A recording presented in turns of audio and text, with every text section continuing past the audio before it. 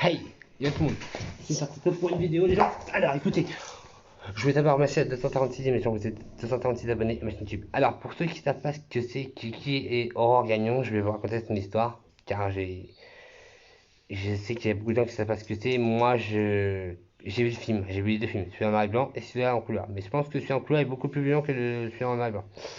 Alors la maison, enfin la ville où Aurore a vécu, c'était à Fortiville. Nom de naissance, Marie-Anne, Marie-Aurore Lucienne Gagnon, alias Aurore l'enfant martyr. Oui, oui, oui, si vous voyez pas, c'est mon chien, je suis désolé. Hein. Oliver, tu fais quoi là? Hein? Tu dis bonjour aux gens, à mes abonnés? Non, mais viens. Bon, oui. Non, non, tu ne fais pas la bouche. Non! Ouais, mon chien. Hein? Ça va bien?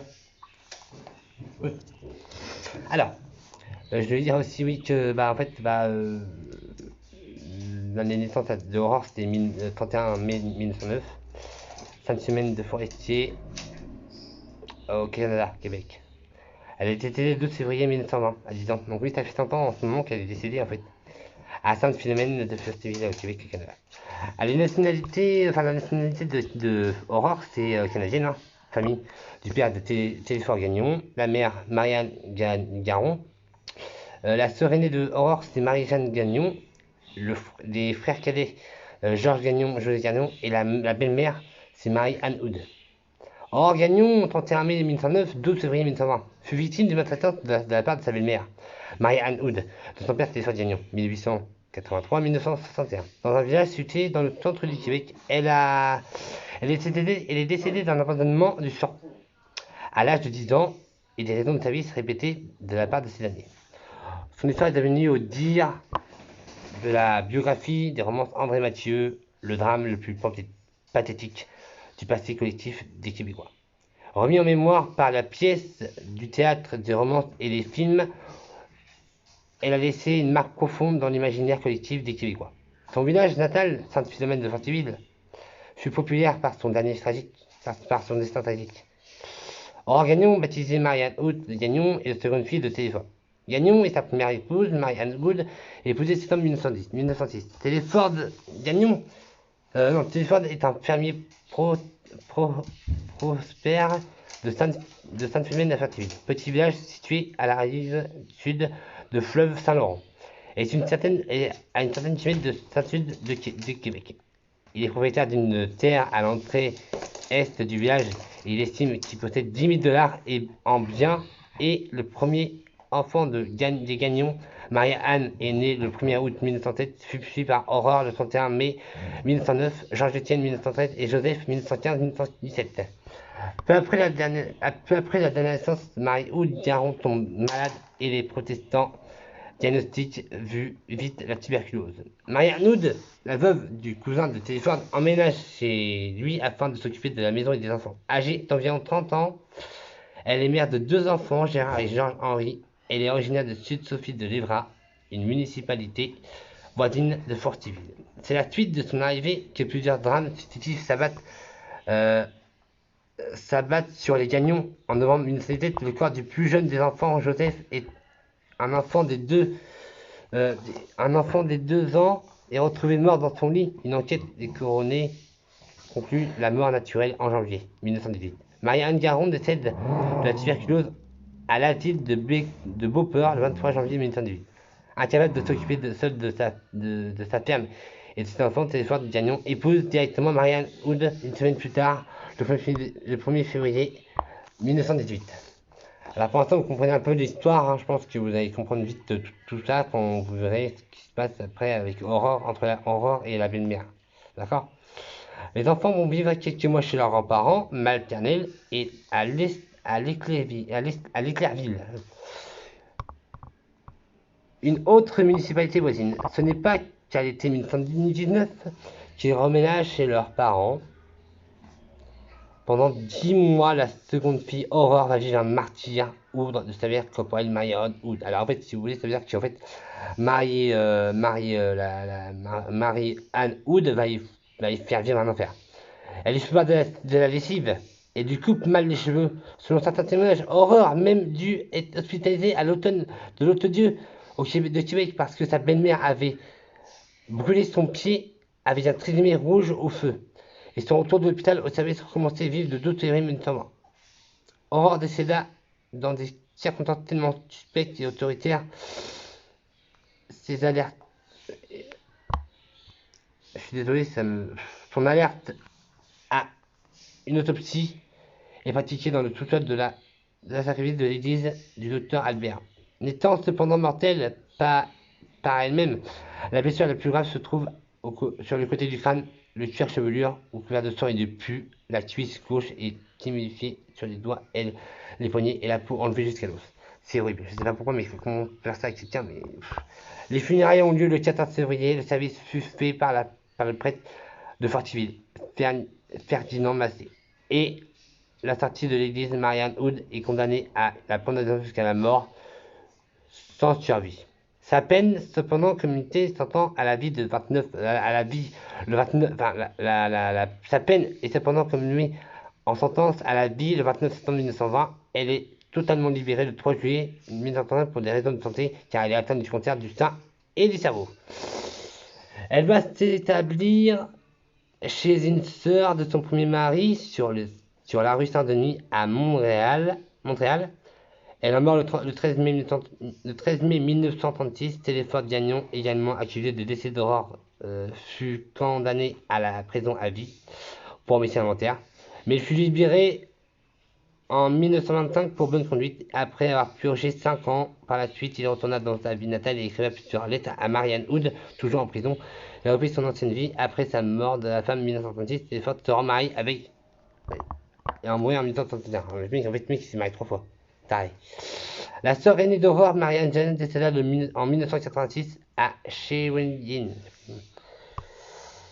Ensuite, alors, le procès avait attiré des centaines de personnes et on devait refuser de monde à chaque séance. Hein. Les journaux de donner des comptes rendus, détails de chacun d'entre elles, ce qui inspira deux acteurs, Henri Roland et Léon Petit-Jean.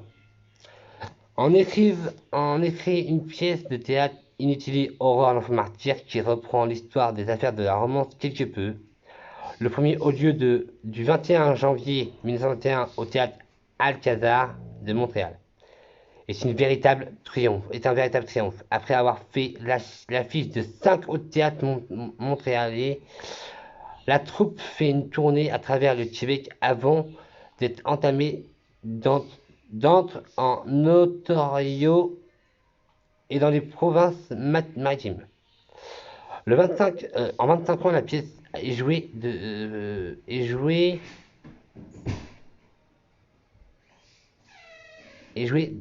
6000 fois et attire semblé 180 000 personnes.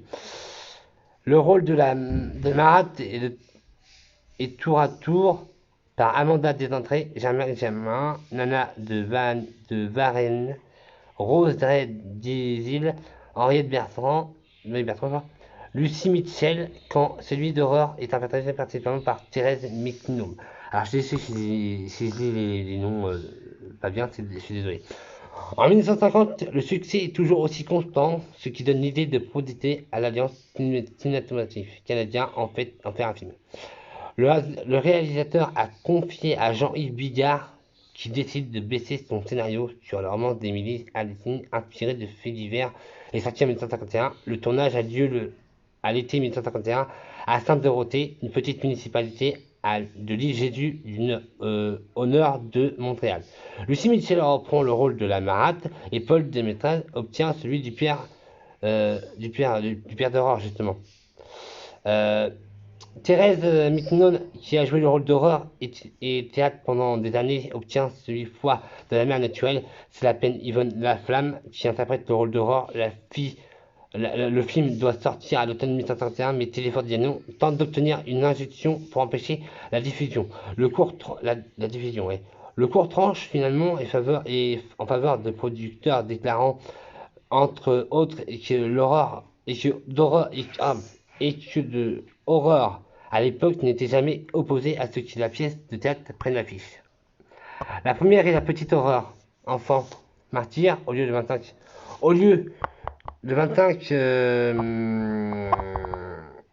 avril en 1952 de Théâtre Saint-Denis. Pendant des semaines, le film est joué à guichet fermé, une première pour un film québécois. Il sera plus tard traduit en 8 langues. Et en 1984, la pièce de Roland de Petit Jean est reprise au Québec sous le titre Aurore, mise en scène par René Richard et Vendette dans le rôle de Marat et Adèle dans celui d'Aurore. En 2004, il annonce un prochain tournage du nouveau film de Aurore Gagnon, produit par Denise Robert et produit par Luc Dunon. D'ailleurs, Luc Dion s'est marqué à la fin du film. En septembre, 10 000 petits filles se présentent à l'audience pour obtenir leur rôle. C'est l'une des jeunes filles au Québec qui était à l'époque dans les rangs de l'agence artistique mode à Erto. Marianne Fortier qui obtient le rôle, Marianne Fortier, oui. Le film des vedettes Serge Postigeau, Hélène Bourgeois, Leclerc, Sarah Jean Labrosse, Yves Jacques et Fred Gérard et ceci de particularité qu'il me faussement à cause de culpabilité de Ferdinand Massé. Nommé Antoine de Duc dans le film de tuer le village de Fortiville, dont le film aurait encouragé la marâtre à être sévère entre ses enfants comme le premier film. Il connut un très grand succès, hein, faisant des recettes de 972 582 lors de sa première fin de semaine, ce qui contacta alors estimé pour un film québécois. Parce qu'en fait, le film est en Québec, mais on comprend quand même ce qu'il est, d'accord. Alors, le cas d'horreur ça fait couler beaucoup d'encre, hein, des historiens de l'histoire sociale au Québec.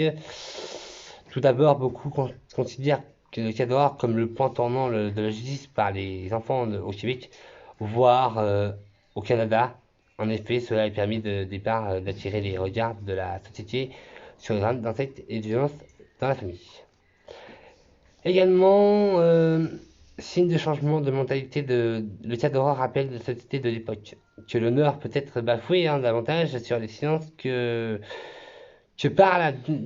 par le dénonciation qui aurait pu à Aurore.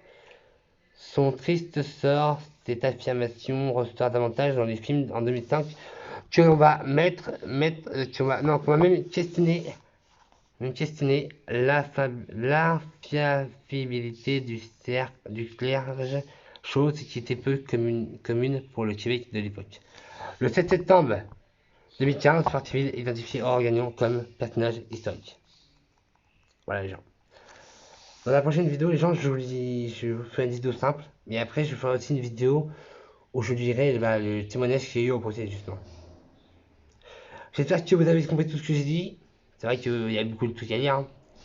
Moi les gens, je vais essayer de faire ce que je peux pour faire les vidéos aujourd'hui. Hein, voilà, c'est comme ça. Donc je vous retrouve tout de suite les gens pour une toute nouvelle vidéo. Allez, si tu aimes ma vidéo, n'hésite pas à liker, mettre des commentaires. Et surtout n'hésite pas à t'abonner. Allez, peace tout le monde, ciao les gens. Et portez-vous bien. Et voilà, je vous aime. De tout mon cœur.